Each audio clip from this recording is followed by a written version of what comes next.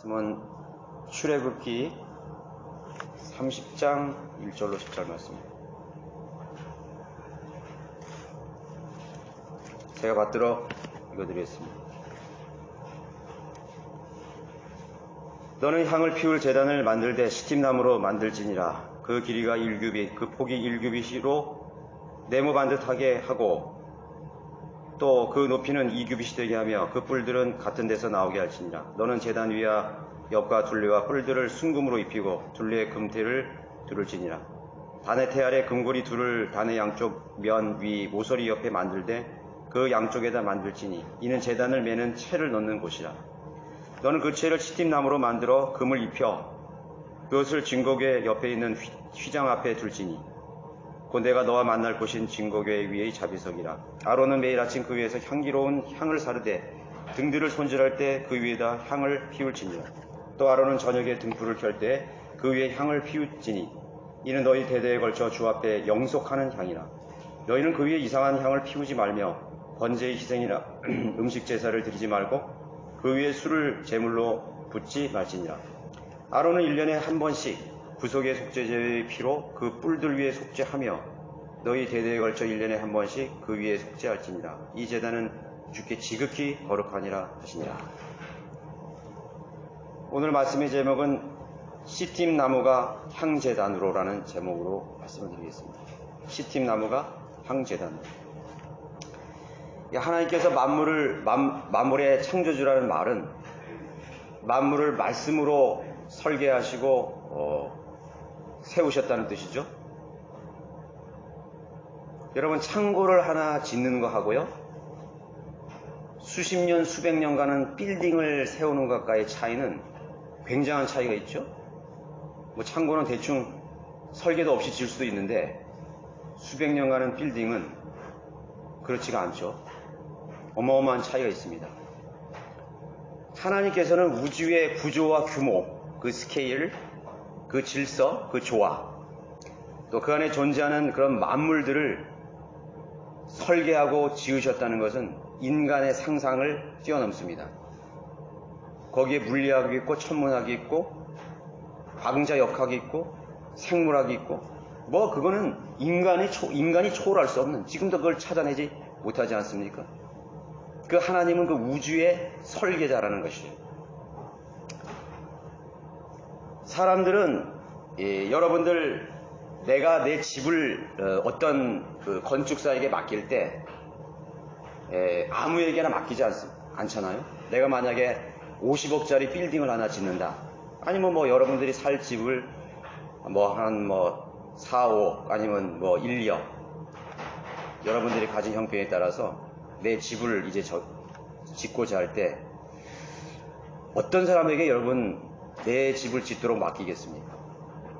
정말 자격이 있는 그 설계자, 그 자격증 있는 사람, 자타가 공인하는 정말 그 경험이 많은 설계자. 그래서 자신의 그 평생에 모은 돈을 그 건축사, 그 설계를 하는 건축사에게 다 올인하잖아요. 다 올인합니다. 그래서 그걸 투자해서 내가 지금까지 사업을 해서 번 모든 돈을 그 건축사에게 다 맡겨서 내 집을 짓도록 그냥 맡겨버리는 거예요. 그것으로 나는 아무것도 하는 일이 없잖아요. 그 다음부터는 그 자격이 있는 공인된 설계자가 내 집을 이제 짓기 시작하는 것이죠. 고린도전서 3장 9절에 보니까 이런 말씀이 있어요. 너희는 하나님의 경작지요 하나님의 건축물이라. 하나님의 건축물. 우리가 모든 하나님의 거듭난 인생들이 하나님의 건축물이에요. 그래서 성도들은 하나님의 그 전지전능하신 손에, 즉 우주를 설계하시고 창조하신 위대하신 그 설계자의 손에 내 인생을 맡기는 것입니다. 하물며 내가 없어질 그 빌딩, 그것도 내 설계, 그 사람이 사기꾼일 수도 있고 실수할 수도 있고 그거 어떻게 알아요? 근데 그 사람에게 다 맡기면서 전지전능하신 하나님의 그 우주의 설계자이신 그분은 위대한 건축자라는 것을 이미 판명되었고, 우주를 이 삼라만상의 그 위대함을 보면서 하나님은 정말 위대한 설계자의 건축자라는 것을 우리가 알면서 내 인생은 하나님 앞에 올인하지 못하는 경우가 있을 수가 있겠죠. 정말 나는 내 인생의 집을, 내 생의 일들을 하나님 앞에 온전히 그 위대한 설계자 앞에 실수가 없으신 그 하나님 앞에 나를 온전히 올인하느냐 이거죠. 내 인생을, 내 모든 진로와 또 내 계획과 인생의 목적과 내 자녀들과 내 모든 이런 물질들과 모든 것을 하나님 앞에 온전히 맡길 수 있는 그런 믿음이 있는가에 대해서 한번 생각을 해보시기 바랍니다. 설계사의 자격을 의심하는 사람은 자신의 집을 짓도록 맡길 수가 없을 것입니다. 그렇듯이 하나님의 능력과 하나님의 그 위대하신 경이로우신 지혜를 의심한다면 자신의 생애의 모든 일들을 결코 주님께 맡길 수가 없게 될 것입니다. 그렇죠? 그러나 우리가 하나님의 손에 우리 자신과 생의 일들에 대해서 맡길 수 있다면 기꺼이 우리는 하나님께 순종할 수가 있는 것입니다. 자, 여기서 하나님께서 모세를 부르셔서 이 하늘의 성소를 보게 하신 것이죠. 우주의 그 하나님의 보좌와 하늘에 있는 그런 실체를 보고 모세에게 그 시내산에서 그걸 보게 하셔서 그대로의 모형, 그것을 아주 단순화시켜서 그것을 아주 심플하게 이렇게 모세에게 너가 그 회중의 성막, 그 광야에서 하나님을 섬길 수 있는, 경배할 수 있는 그런 하늘의 모형을 땅 위에 그대로 이렇게 설계해서 그것을 짓도록 보여주었습니다. 그래서 그런 내용이 이제 모세오경에 그 성막의 그 설계, 구조, 규모 그런 것에 대해서 그 완벽한 거죠. 그러나 그 당시의 기술이나 또 모세의 그런, 사실 모세는 비전문가 아닙니까? 그러나 그런 기술자를 불러서 자신에게 보여준 그 설계를 그대로 상기시켜서 그 성막을 그 규격과 규모와 색깔과 모든 것을 짓게 하신 것이죠. 그래서 이 모세에게 명한 성막의 구조와 규모는 그렇게 복잡하거나 그렇게 스케일이 크지는 않습니다. 다만 그 양식에 따라서 성막을 세우도록 하신 것입니다. 그 성막은 언젠가는 이제 임시적인 것이죠. 임시적인 것이기 때문에 했습니다. 그러나 그 회중의 성막을 통해서 하나님의 영광이 거기에 임재하시고 임할 것이고, 또 그 성막을 통해서 이스라엘 자손들을 하나님께서 만나고, 그 성막을 통해서 세우신 일할 수 있는 대제사장을 세워서 대제사장뿐만 아니라 비롯한 그런 레위인들을 세우셔서 하나님을 섬기도록 했던 것입니다.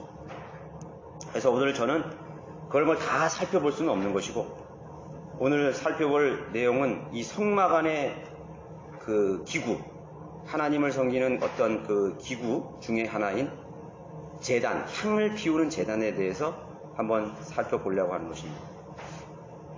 이 성막 안에 있는 모든 그 재료들은 모세가 마음대로 규격을 정하거나 또는 색깔이나 또 그 문양이나 하는 것을 마음대로 할 수 없었어요. 하나님의 말씀대로, 하나님께서 보여주신 그대로 해야 됐던 것이죠. 그래야 하나님께서 그것을 통해 받아주시는 것입니다. 그래서 저는 오늘 이 향제단에 대해서 어떤 영적 교훈이나 또 그 속에 담긴 하나님의 은혜, 또 그러한 진리들을 한번 찾아보려고 하는 것입니다. 첫 번째로 이 성소에 배치되는 기구들의 그 재료들을 보면은 시팀나무가 많이 언급이 되는 것입니다. 시팀나무가 많이 언급이 되세요. 원재료를 보면. 지금 이 향제단도 보면요, 시팀나무로 만들으라고 그랬죠. 그리고 또 여러분들이 그 전에 이렇게 가보면, 우리 다 살펴보고 있지만 몇 가지만 살펴보면 27절에 한번 놋제단도 보시죠. 27절. 너는 시팀나무로 제단을 만들되, 이 놋제단도 시팀나무로 재료를 썼습니다. 또 26장 15절에 가면 널판 같은 것도요. 너는 시팀나무로 성막에 쓸 널판을 만들라. 네. 26절에 가면 시팀나무로 빗장을 만들지니 성막 이쪽 널판에 5개요. 이렇게 언급을 또 하고 있습니다. 25장 가보세요. 25장 10절에 가면 언약궤, 그 지성소 안에 있는 언약궤의 재료도 그들은 시팀나무로 궤를 만들지니, 이 시팀나무가 많이 언급돼요. 그리고 또 특별히 이 향을 피는 이 제단의 재료도 역시 시팀나무를 사용하게 했던 것입니다.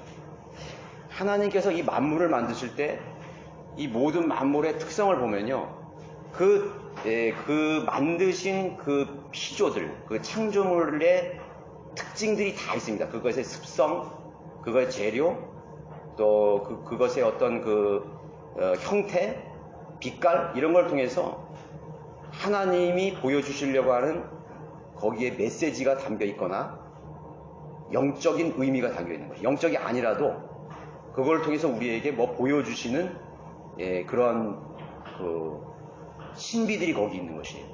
로마서 1장 20절에 그의 하나님의 영원하신 능력과 신격이 있기 때문에 하나님을 모른다고 핑계를 댈 수 없다고 말할 정도로 그렇게 거기에 담겨 있는 것입니다.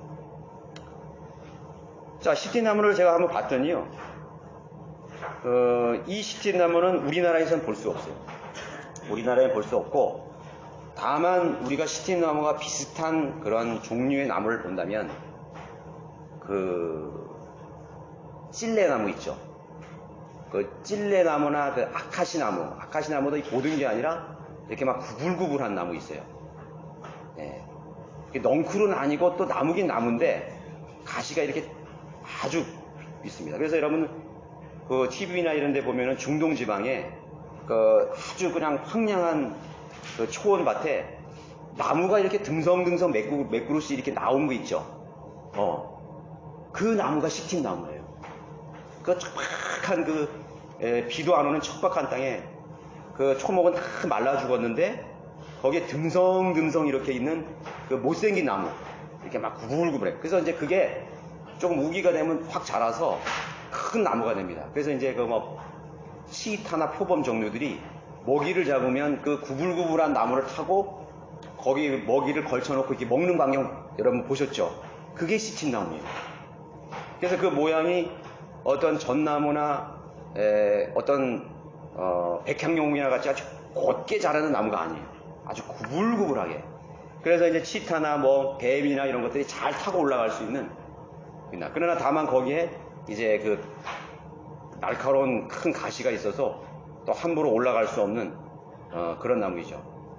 그래서 결국 보면은 아주 볼품이 없고 또 목재로 쓰기에는 전혀 부적합한 그러한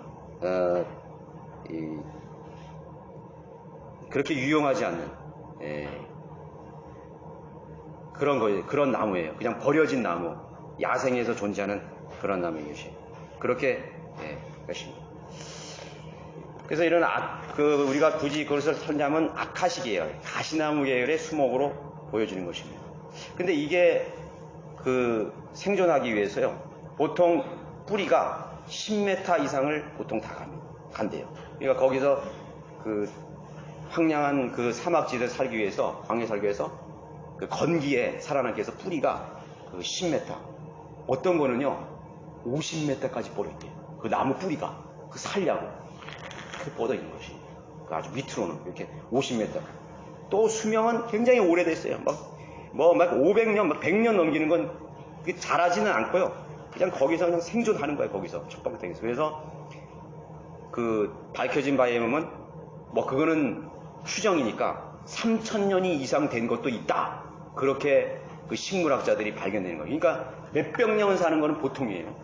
그냥 뿌리가 쫙 뻗어가지고 그냥 모진 환경을 견디고 나오는 그런 수종이라고 하고, 또 단단하기로는 굉장히 단단해가지고 목공을 하는 사람들이 결코 다루기 힘든 그런 쉽지 않은 나무라는 것입니다. 그러니까 하나님께서 시팀나무를 왜 이렇게 고집을 하셨는가? 이유가 있다고 저는 생각하는 것입니다. 이스라엘을 나타내는 나무가 3종류가 있죠. 포도나무, 무화과나무, 올리브나무 있죠. 그죠? 여러분 제가 한번 성경 공부 시간에 언급을 했을 것입니다. 포도나무, 무화과나무, 오리나무. 그것의 특징이 다 있어요. 그것의 이스라엘 민족의 그 특징들, 이스라엘 민족의 대교라든가 영광이라든가 또 그런 그 열매를 맺지 못하는 그런 그 의미를 주죠. 예수님께서도 그 무화과나무가 열매가 없는 것을 저주하셨다는 것이죠. 그것이 바로 유대인들을 특성을 보여주는 것입니다. 이렇듯 시티나무는 그 어떻게 보면은 저주와 죄를 나타내는 것이죠. 저주와 죄. 그래서 하나님께서 땅을 저주하실 때 땅은 가시와 엉겅퀴로 이렇게 했던 것입니다. 여러분 그 아카시아 나무가 번식하는 속도를 보면은 알 것입니다. 그 죄는 그 뿌리는 그렇게 땅 속으로 스며들어서 그냥 그 죄를 그 나무 산을 다 그 저주로 하는 것입니다. 그래서 그 아카시아 나무를 이렇게 제거하기라는 것은 그렇게 쉽지는 않은 것이죠. 마찬가지로 시틴나무도 역시 마찬가지. 그 죄의 뿌리가 그 땅 속으로 본질적으로 그것을 파낼 수 있어요. 그 나무를 비웠다 할지라도 어디선가 그 뿌리가 몇십 메타 치고 그냥 거기서 또 그 저주의 상징인 그 나무들이 그것을 덮어버리는 그런 아주 질긴 그 죄의 문제. 그 결코 인간의 그런 어떤 노력으로 인간의 능력으로는 제거할 수 없는 그 뿌리가 그 단단한 뿌리가 그 저주스러운 땅을 받고 있는 그것을 보여주고 있는 것입니다. 전도서 1장 15절에 보면 그런 말씀입니다. 구부러진 것을 반듯하게 할 수가 없다 이거죠. 구부러진 것을 했어요. 그래서 이 삐뚤다 또 삐뚤어진 마음 또 그런 것을 우리가 죄로 물든 죄의 본성을 나타내는 거죠. 삐뚤어진 마음. 그래서 이 나무 역시 고든 나무가 아니고 항상 삐뚤어진 그런 특성을 보여주는 것입니다. 그리고 그것을 반듯하게 할 수 없다는 것입니다. 그 십지나무를 절대로 반듯하게 할 수 없는 것입니다. 반듯하게 할 수 없어요. 그래서 결코 그것은 인간의 능력으로는 해결할 수 없는 그런 그런 반역, 죄 그런 것을 나타내고 있는 것입니다. 그래서 이 전도서 지저자인 솔로몬은 말하기를 구부러진 것을 헤아려서 반듯하게 할 수 있는 것은 아무것도 없고요. 인간이 구부러진 걸 반듯하게 할 수 있는 아무것도 없는 거예요. 그것은 죄인의 운명을 나타내는 것이고 인간이 헛된 삶을 살 수밖에 없는 결국 우리는 구부러진 그런 태생으로 태어나서 삐뚤어진 운명 속에 살다가 죽어갈 수 없는 이 저주의 그 땅의 저주를 그대로 받고 있는 우리 인생을 말하는 것입니다. 그렇게 헛됨 속에서 살다가 빠져나올 수 없는 삐뚤어진 죄인의 모습을 표현해 주는 말씀입니다. 그래서 우리 인생은 다 뒤틀린 인생, 우린 비극적인 인생, 그 불티가 하늘로 올라가는 것처럼 우리는 그런 고생하기 위해서 태어난 존재라는 사실을 말해주는 것입니다. 그래서 이 세상은 눈물의 골짜기예요. 눈물의 골짜기. 우리 인생을 곧게 할 수가 없는 것이에요. 우리 인생을 아무도 바꿔줄 수 없어요. 이 세상에 어떤 현자나 어떤 철학이 어떤 교육이 인간을 바르게 해줄 수 있어요. 하물며 기독교 믿음의 자녀 가정에서 태어난 자녀조차도 그 본성이 삐뚤어졌기 때문에 아무리 교훈하고 훈계하고 매를 대고 아무리 잔소리를 하고 해도 그 죄성이라는 것은 절대로 바뀌지 않는다. 그건 인간의 교육으로 안 되고 어떤 본을 보이고 어떤 징계를 가해도 결코 굳게 할 수 없는 그 인생의 그 본질적인 그 비극적인 운명 그것을 보여주는 것입니다. 결국 언젠가는 나가서 하나님을 배반하고 반역하고 하나님을 없다라고 말할 수 없는 그러한 인간의 그 처절한 그 본질적인 죄성 그 뿌리가 결코 제거할 수 없는 그 모습을 보여주는 그 나무라고 할 수 있는 것이죠. 우리가 바로 그런 인생이었다는 것입니다. 그래서 우리는 이제 그 사탄의 권세, 마귀의 권세 안에 마귀의 종으로서 사망에 매여있는 병든 죄인의 모습을 보여주는 것입니다. 이사야 27장 2절에 말씀하고 있죠. 그날에 주께서 그의 격심하고 크고 강한 칼로 날쌘 뱀 리디아단을 벌하시리니 즉 꼬부라진 뱀 리비아단이라 주께서는 바다에 있는 그 용을 살해하시며 라고 기록하고 있습니다. 그 인간의 본성의 원천적인 뿌리는 어디 있습니까? 마귀에서 나온 것입니다. 마귀에서 나온 인간의 본성은 하나님만이 제거할 수 있는 것입니다. 하나님만이 그 죄의 뿌리를 끊을 수 있는 유일하신 칼을 가지신 위대하신 하나님이신 것이에요. 여러분들 우리가 우리 형제님도 뭐 그런 경험이 많지만 그 재건축이라는 말이 있죠. 재건축. 여러분 재건축을 할 때 사람들이 그 건설업자들이 어떻게 해요? 저도 재건축하는데 이렇게 용역에 많이 가봤거든요. 이랬는데 근데 제가 한 군데 가는데 아주 인상 깊은 것은 제가 한 20대 때 서울에서 좀 어려웠을 때 용역에 이렇게 나갔어요. 하루 품빨리 나갔는데 어디를 가냐면 그 미아리에 있는 그 산동네에 그 건물 하나를 철거하는 작업을 이렇게 갔어요. 갔는데 아주 오래됐더라고요. 그래서 이렇게 듣자 하니까 이 건물을 다 철거하고 재건축을 한다는 거야. 그런데 제가 보니까 그 건축을 이렇게 그러니까 그 집을 이렇게 보니까 쓸만해 보니까 그냥 리모델링 해도 쓸 것 같은데 이제 건축 주가 그 집을 완전히 이제는 리모델링이 아니라 재건축을 한다는 거야. 그래서 그 집을 다 부시라는 거야. 그게 거기에 쓸만한 거 가재도 오고 보니까 괜찮은 거 많더라고요. 그런데 가서 1차적으로 이제 포크레인에 가서 거길 다 때려 부시고 완전히 다 부셔버리는 거예요. 우리 야, 저런 집 좀 나한테 주지, 좀 싼 값에. 그럴 정도로 사람들이, 일 같은 사람들이 다 부셔버린 거예요. 하나라도 남김없이 전부 다 폐기 처분해버린 거예요. 그리고 와서 거기서 또 사람들이 들러붙어서 또 그냥 오한마나 또 이 드릴 같은 걸로 그냥 벽이고 전부 기초까지 다 허물어버린 것이. 예. 그러니까 완전히 이제는 그 일이 끝났을 때는 거기에 완전히 재료가 된 상태. 완전히 그냥 그 기초까지 다 그냥 파헤쳐버리고 이제는 거기에 이제는 새로운 집을 짓기 위해서 이제는 하는 것입니다. 바로 그것이죠. 자, 우리가 옛 자아가 없어졌다는 것은 그 완전한 기초가 없어진 것이에요. 우리는 예수 그리스도 안에서 거듭났다는 것은요. 이제 모든 옛날의 습성, 옛날에 내가 좋아하던 그런 좋은 것들을 완전히 이젠 다 거덜내고 완전히 쓸어버리고 거기 아까울 것이 없어. 그냥 그걸 아깝다고 생각하면 우리는 재건축을 못하는 거예요. 마치 그것과 같이 하나님께서는 우리의 옛 그러한 완전한 뿌리마저 다 제거하시는 것입니다. 완전히 끊어버리는 것입니다. 그 능력이 누가 있어요? 하나님에게 있다는 것입니다.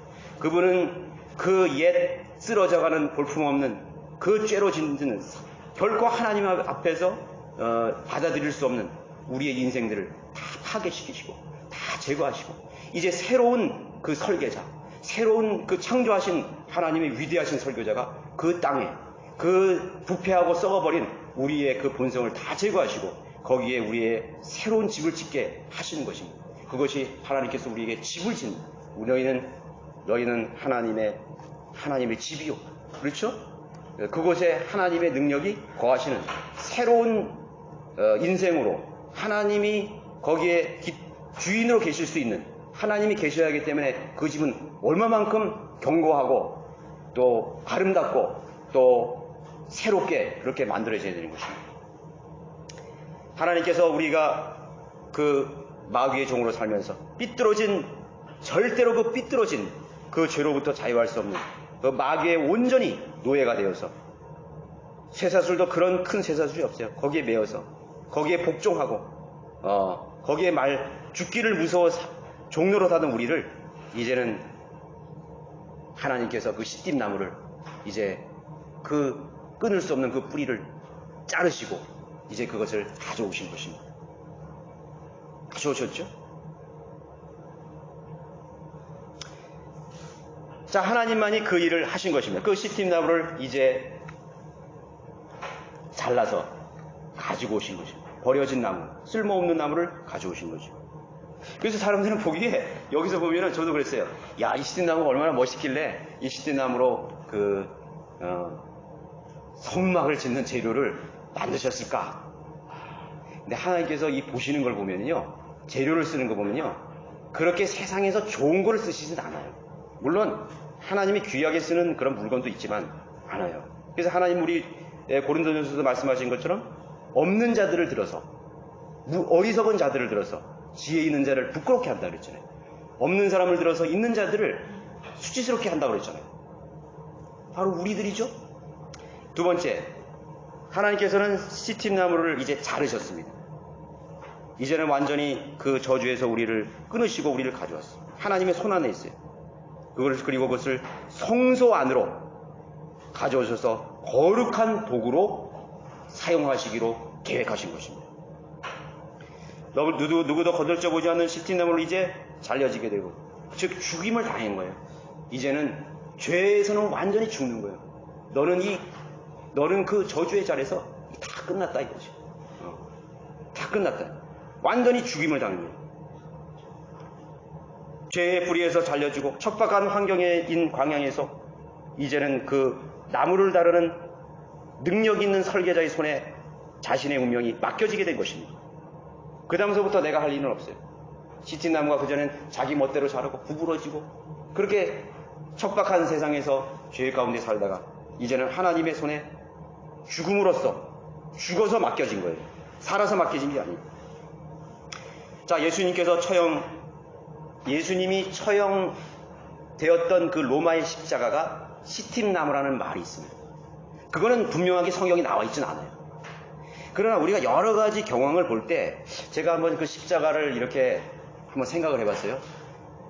이렇게 그림이나 영화나 이렇게 십자가에 보면은 우리가 뭐 러크만 목사님도 그렇게 했지만 나무를 그 십자가를 볼 때 아주 깨끗하게 다듬은 나무가 항상 그려지더라고요. 그래서 저는 한번 의문을 갖기 시작했어요. 과연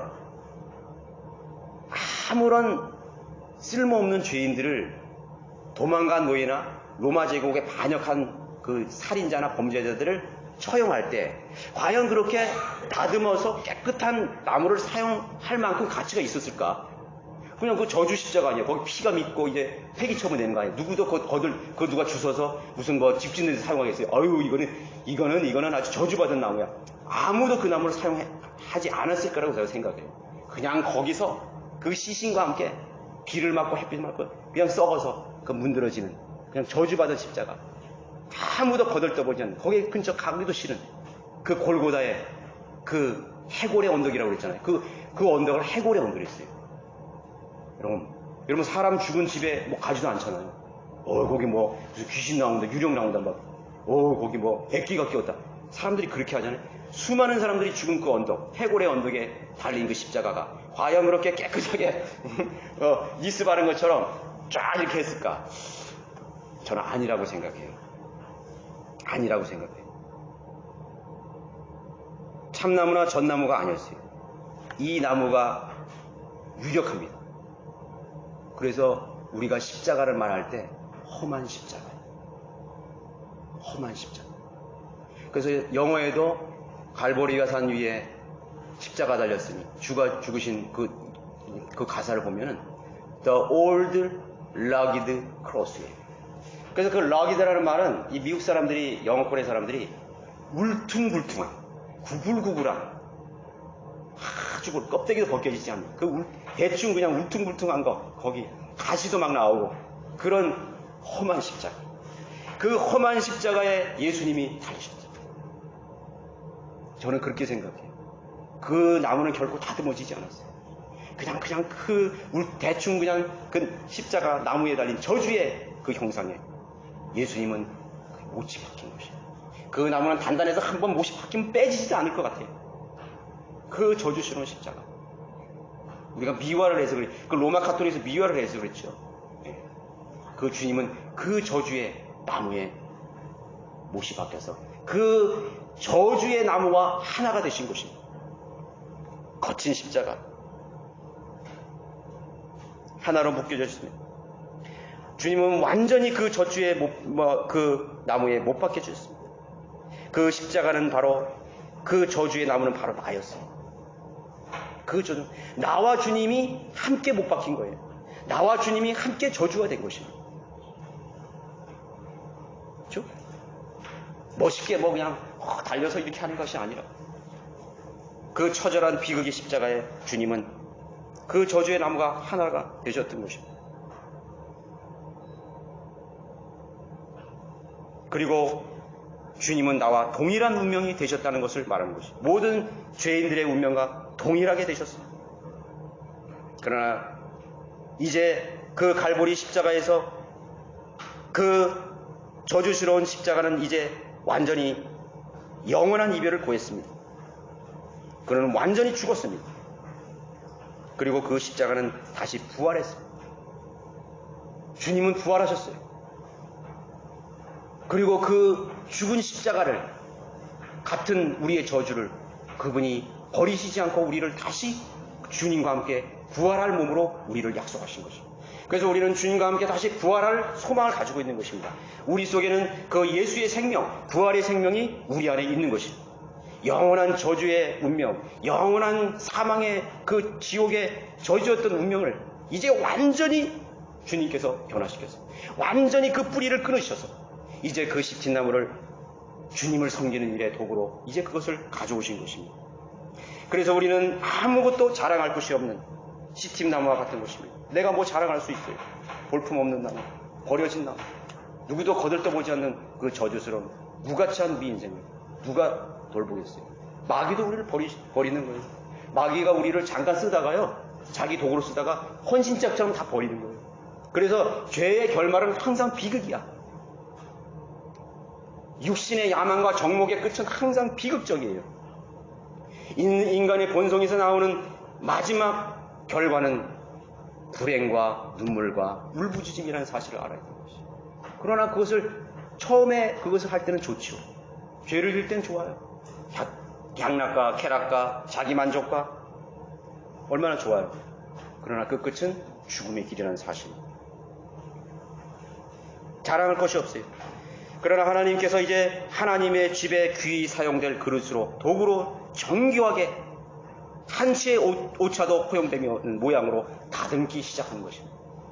누가 그 시팀나무가 가시가 제거되고 껍데기가 제거되고 그 세월의 모든 풍진을 다 깨끗이 말끔히 하고 그 길이가 1규빗, 그 폭이 1규빗, 네모 반듯하고 구부러진 것이 아니라 이제 반듯하게 편 거예요.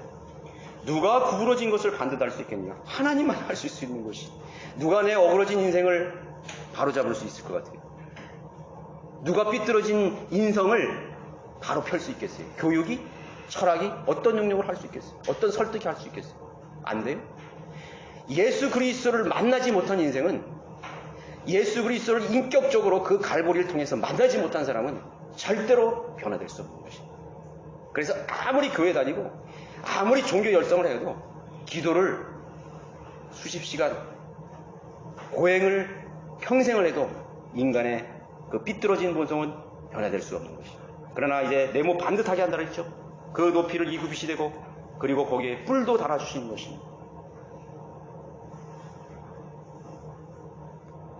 그리고 급기야는 어떻게 하시는 것입니까? 4절을 보시죠. 3절을 보십시오. 순금으로 입히고, 순금으로 입히신다고 했어요. 그 둘레에 금태를 두르시고 그 단 아래까지 하나도 빠짐없이 그 금고리 둘을 단 양쪽에 그 손잡이마저, 모서리마저 모두 순금으로 우리를 감싸주시네. 이제는 옛 모습을 다 하나님의 영광으로 우리를 옷 입히시는 것입니다. 하나님의 거룩하신 영광으로 우리를 새롭게 변화시키시고 단장해 주시는 것입니다. 머리 꼭대기에서 발끝까지 그 시틴나무는 옛 모습을 완전히 제거했습니다. 완전히 탈바꿈했습니다. 예전에 그 집이 재건축이 되어서 이제는 마치 언제 그런 집이 있었느냐 할 정도로 아름다운 하나님의 집을 짓고 있는 것입니다. 시트나무는 그 본래의 모양에서 완전히 새로운 모습으로 탈바꿈이 되어진 것입니다. 구원이라는 것은 완전한 의탁이며 완전한 맡김인 것입니다. 내가 한 것이 아니에요. 내가 한 것이 아니에요. 여러분, 자기 스스로 의롭게 될 수 있다는 사람은요, 가장 큰 악을 범하는 것입니다. 그 어떤 악보다도요, 더 본질적인 악을 짓는 것이에요. 인간의 마음에서 나오는 것은 살인과 시기와 다툼과 정욕과 교만과 음욕과 그런 것이 나오잖아요. 근데 그런 것을 뿌리 속에 그대로 가지고 있으면서 내 종교 속인 그럴싸한 흉내로, 어떤 인간의 행위라는 것은 흉내를 내는 것이고 하나님 흉내를 내는 것이에요. 내 능력으로 하나님이 되겠다는 것이고, 이것처럼 큰 반역이 어디 있어요? 그 사람이 뭐 아무리 예수 그리스도를 말하고 해도 그 사람의 자기의 인간적인 본성과 행위와 자신의 능력으로 하나님의 의에 도달할 수 있는 이 자체가 얼마나 악한 악이에요.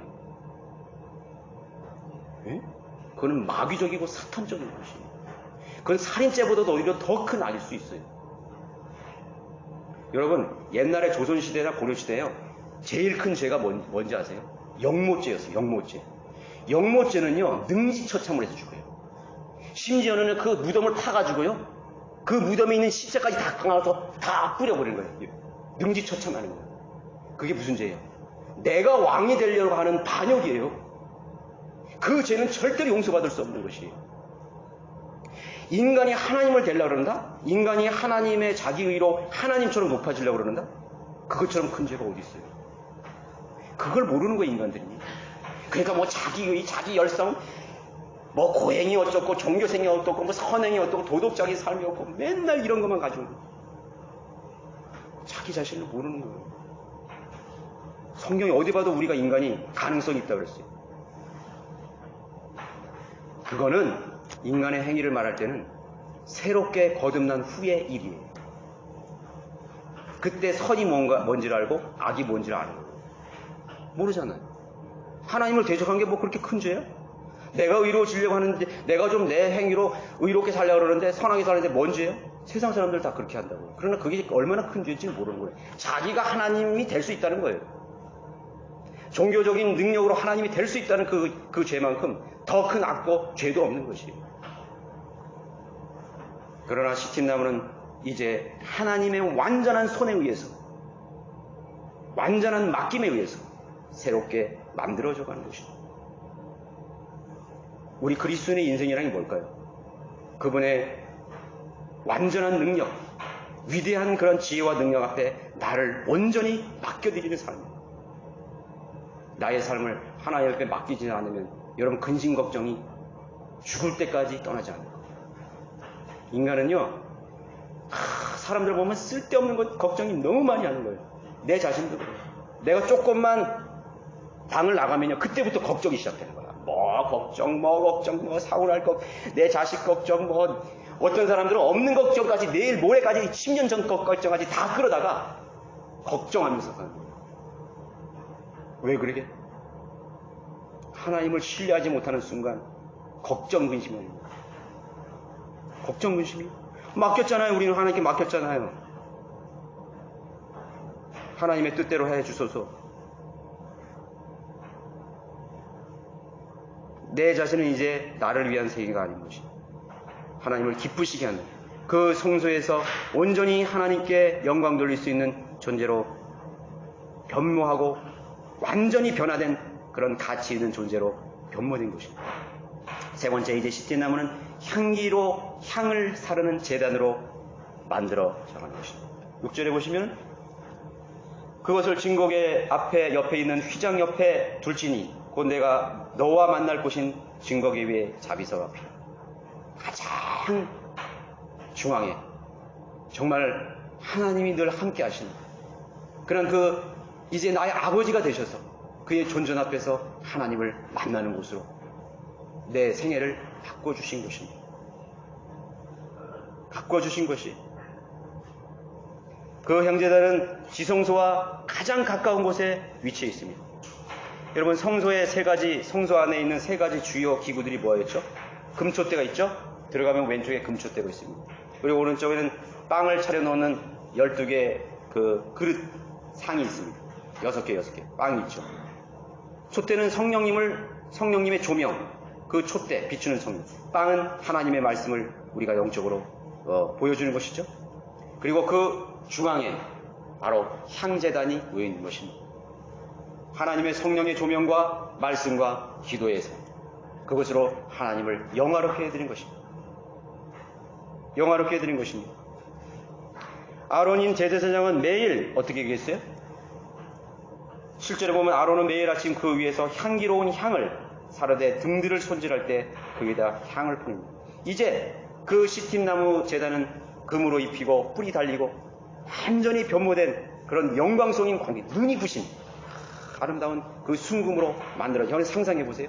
반짝반짝한 그런 곳으로 완전히 이제는 변모된 것입니다. 그 위에 아름다운 향이 매일 아침 저녁 그거 꺼지면 안 되는 거예요. 매일 아침이에요. 매일 매 순간 그 향이 하나님 앞에 드려져야 되는 것입니다. 하나님 앞에 드려진 것입니다. 그 기도는, 그 향은 바로 기도라고 했어요.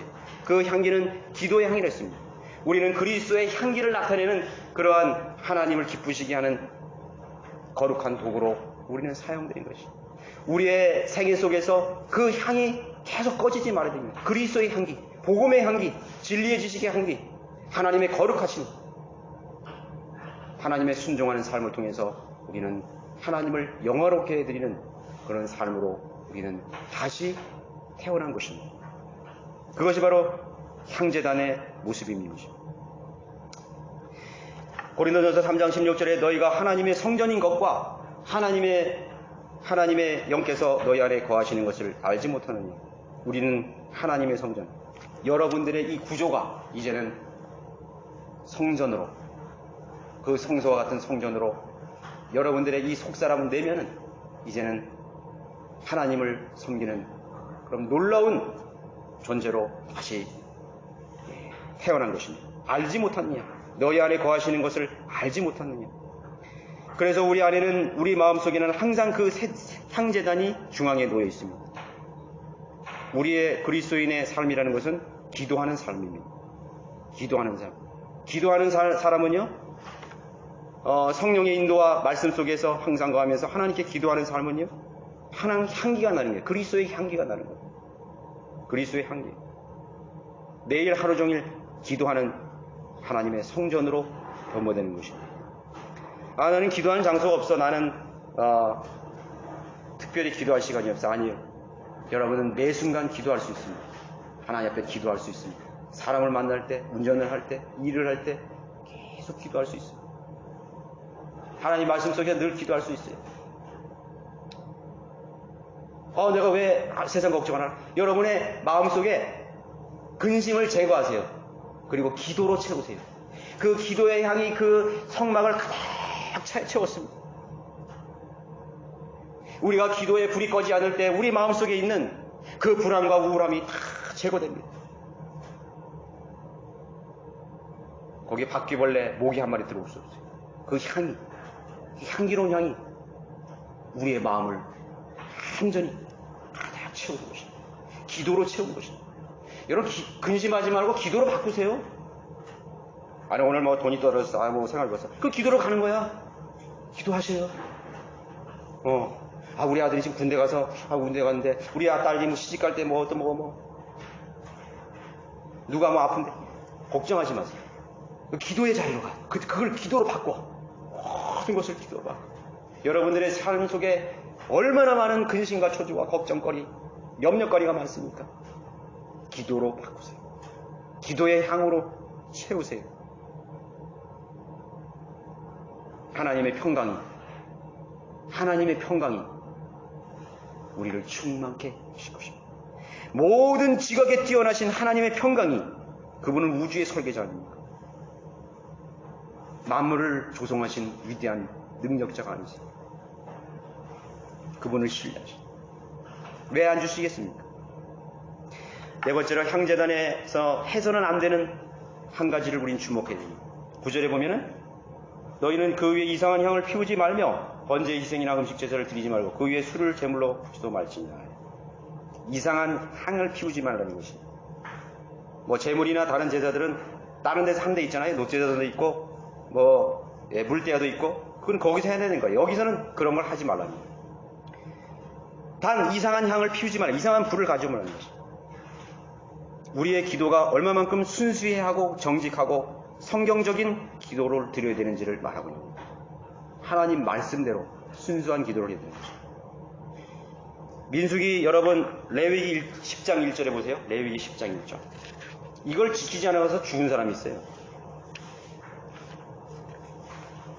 성경을 읽었던 사람 딱 아시죠? 레위기 10장 보면 이 제사장의 아들이 있었어요. 제사장들이죠? 아론의 아들들인 나답과 아비후가 각각 자기의 형로를 가져다가 그 안에 불을 담고 그의 향을 담아 주께서 그들에게 명령하지 않으신 다른 불을 주 앞에 드렸더니 주께로부터 불이 나와서 그들을 삼키니 그들이 주 앞에서 죽으니라. 이 얼마나 놀라운 충격적인 장면이에요. 하나님을 섬기는 자리에서도 하나님이 죽이실 수 있다는 걸 말합니다. 하나님이 증오하시는 게 있다는 거예요. 얼마만큼 하나님이 싫었으면 그 제사장이 불을 형식은 똑같아. 그 향제단에다 불을 피우는 건 똑같아. 불 피우는 거야. 그런데 그 사람을 죽인 거면 왜 죽였어? 하지 말라는 가져와서는 안 되는 그 불을 거기에다가 불을 살았기 때문인 것이죠. 자, 근데 그 불은 사실 어디에서 가져와야 되냐면요. 번제단에서 가져와야 돼. 노제단. 뜰에 가면은 그 짐승을 번제로 태우잖아요. 그럼 하나님께 드리면 하늘에서 불이 와요. 저기 레위기 펼친 데 보세요. 그 9장 그 전에 23절 보세요. 모세와 아론이 회장의 성문으로 들어갔다 나와서 백성을 축복하니 주의 영광이 모든 백성에 나타나고 주 앞에서 불이 나와서 제단 위에 있는 번제물과 기름을 불사른지라 모든 백성이 보고 소리 지르며 엎드렸더라. 그러니까 이제 그 제물을 양이든 소든 뭐를 그 제단에 딱 이렇게 드리면은 하나님이 받으시면요 하나님께서 불을 붙이니까 불이 내려오는 거야. 확 살아가지고 불이 붙는 거예요. 그래서 그 번제단을 다 태우는 거예요. 그러니까 하나님이 받으셨다는 거예요. 그 불이에요. 하나님이 연락하셨다는 것을 보여주는 거예요. 그러니까 사람들이 놀라는 거죠. 소리를 지르면 없어요. 와 하면 소리가 오면 충격이야. 그 불을 가져와야 되는 거예요. 그 하나님이 붙이신 하나님이 그 번제단에 있는 불을 가져다가 그 향에 붙이는 것이요. 곧 우리의 기도라는 것은요. 예수 그리스도로 시작했다. 예수 그리스도로 끝나야 되는 거예요. 우리의 기도는 예수 그리스도의 앞에 나간 자백이 먼저 있어야 되는 거예요. 무슨 말인지 아시겠어요? 알라라라라 쌀라쌀라 다른 분야 그건 하나님 다 필요 없는 것들 다 지옥 가는 거예요. 그거는요. 그 사람이 설사 구원받은 사람들은 또 그 하나도 기도에 응답 안 되는 거죠. 번제단에 붙인 그 불, 그 양이나 염소에서 사라진 그 불만 가지고 드릴 수 있는 것이죠. 우리의 기도는 갈보리 제단에 근거해야 되는 것이에요. 그래서 우리 성령들이 믿는 사람들은 항상 예수 그리스도의 보혈과 그 십자가의 공로를 먼저 언급하잖아요. 기도할 때. 그렇잖아요. 주님, 내 안에 무슨 죄가 있나 보시고 주님의 보혈과 피로 깨끗해. 그렇게 시작하잖아요. 기도를. 여러분 그렇게 기도하셔야 돼요. 뭐 내가 원하는 거 복 주달라 뭐 그런 거 막 그냥 이교도의 기도처럼 하는 게 아니야. 그건 이상한 불이에요. 그래서 이 아론의 두 아들은 그 자리에서 직사하고 말한 것이 다른 불을 가져왔다는 것이에요. 다른 불을 가져왔어요. 하나님께서 명령하지 않는 기도. 이사야 선지자가 그랬죠. 내가 너희들이 기도를 많이 해도 들어주시지 않는다 그랬죠. 예. 기도라는 것은 향과 같아서 불이 붙여져야 되는 것입니다. 기도의 불. 이교도의 많은 기도들 사도신경. 저도 사도신경 아주 열심히 외웠는데 이상한 불입니다. 로마 카톨릭에서 가진 불이죠. 예. 개신교들이 이거 다 그거 하고 있어요. 로마 카톨릭 남몰 기도. 죽은 자들, 성자들을 위한 기도. 묵주를 돌리면서. 불교에도 기도가 있죠. 천주교도 기도 있죠. 로마 카톨릭 기도 있죠. 개신교 다 기도가 있어요. 방언 기도하고 뭐 전부 이상한 불이에요. 알지 못하는 기도. 그건 마귀의 기도라는 거 알아야 돼요. 하나님이 죽이실 만큼 증오스러운 기도라는 거 알아야 돼요. 알아야 돼요. 예수 그리스도의 보혈로 예수 그리스도의 갈보리 제단으로 깨끗한 그 향만이 그 불만이 우리의 기도를 향기로 바꿀 수가 있는 능력이 있는 것이죠. 다른 분은 하나님 앞에 향기가 아니고 악취가 되는 거예요. 약제사의 향에 악취가 되는 거예요. 거기에 파리가 빠지고 하나님이 도저히 맡을 수 없는 냄새가 되는 것이에요. 사망의 냄새, 저주의 냄새가 하늘로 올라간다고 생각하고요. 하나님 다 차단시키는 거죠. 그걸 알아야 되는 것입니다. 복을 비는 수많은 기도들, 그것을 우리는 알아야 됩니다. 자, 우리의 기도의 향단의 그 책무가 무엇입니까? 그 사명이 무엇입니까? 왜 우리를 그렇게 변모시켜 줬습니까? 우리는 기도하는 제단이라는 것입니다. 하나님 앞에 기도하는 자. 우리의 기도는 즉시로 하나님 앞에 연락되고 응답되는 것입니다. 응답되는 것입니다. 얼마나 많은 간증들이 있어요. 조지 뮬러의 기도. 가까이는 우리 책이 있죠. 꼭 한번 읽어보세요. 저는 응답받은 기도 2번 읽었는데 너무 많은 눈물을 흘렸어요. 와, 난 너무 내 자신을 부끄러워서요. 내가 이제 기도라는 것이 무엇인가. 꼭 한번 여러분이 추천해요. 요번 주에 꼭 한번 읽어보세요. 나중에 빌려서라도 응답받은 기도. 응답받을 기도가 아니라 응답받은 기도야, 제목이.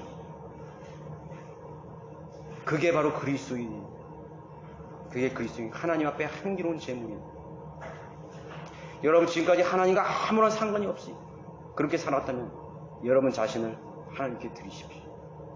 하나님 뜻 알게 해주십시오. 내 인생에서 하나님 뜻이 무엇입니까? 그게 먼저가 아니에요.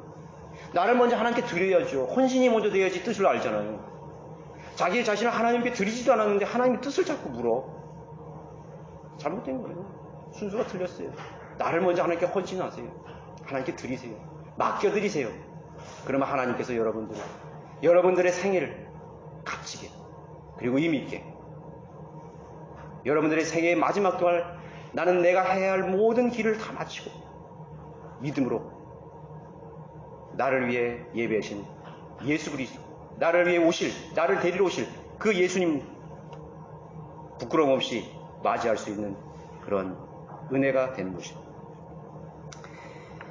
결론적으로 기도의 향을 절대로 여러분 끄지 마십시오. 여러분은 그 성전 안에 하나님 앞에 귀하게 쓴 향제단 보호받고 있고 드려지는 향기가 되는 것입니다. 그것은 여기 보시면 8절에 영원한 향이라고 했습니다. 그죠? 여기 보시면요. 또 아론은 저녁에 등불을 켤 때 그 위에 향을 피니 이는 너희 대대에 걸쳐 주 앞에 영속하는 향이라. 영속하는 거예요. 주님이 오실 때까지 계속 그 향을 끄지 마세요. 기도의 향을 끄지 마세요. 그 은혜를 생각하고 그래 나는 시틴나무였어. 저주받는 인생이었어. 하나님 얼마나 감사해요. 하나님께 드세요. 그리고 우리가 주님이 오셨을 때도 그 영원한 날에서 주님을 찬양할 것이에요. 여러분들의 마음을 향기로 가득 채우십시오. 근심과 염려와 걱정, 육신의 야망 그런 것들로 채워지지 마시고 나는 기도하리라. 나는 기도의 제단이 되리라. 나는 이 기도의 책무를 주님이 오실 때까지 담당하리라. 여러분 기도를 하면 할수록 더 많이 기도하게 될 것입니다. 나는 기도의 사람이에요. 나는 기도의 행단으로 하나님께서 나를 변화시켜 주시고 다듬어 주셨다. 그 사명을, 그 책무를 여러분들이 주님이 오실 때까지 잘 감당해 나가시기를 바라겠습니다. 모두 일어나셔서